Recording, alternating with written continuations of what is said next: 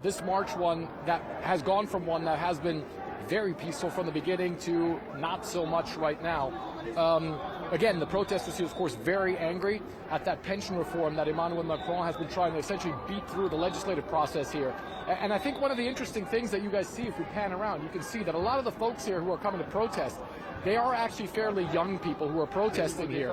So to them, of course, it's about the pension reform, it's about raising the pension age, but it is also about the way that Emmanuel Macron has tried to do this, using executive powers to try and push all of this through. That's something a lot of people here don't take very well, and it certainly has damaged him, as you can see, considerably politically. Tomorrow evening, local time obviously, the Constitutional Council of this country is going to decide whether this law is constitutional or whether all of it or parts of it are not constitutional. And obviously that's a very, very important moment for the folks here. But a lot of the people that we've been speaking to are also saying no matter what the Constitutional Council decides, they are going to keep protesting. The area where these clashes are going on are definitely several blocks here, and if you look over there, you can see that there are, in some cases, things that have been set on fire, trash cans that have been set on fire, flashbangs that have gone off. You can see some of our colleagues here who've had paint all over them. That's something that's also being used. And you can really feel that this has now become about more than just the pension reform.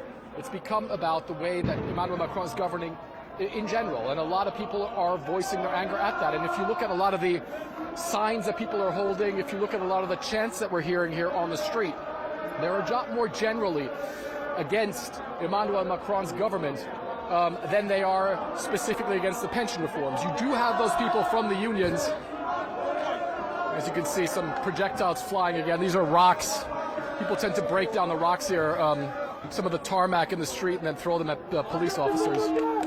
This is just a small part of this march, but it does show that there is, you know, a big confrontation going on, obviously, with law enforcement here. But there's a lot of anger by some of these protesters against the police as well. Police in this country known sometimes to have some pretty heavy-handed tactics.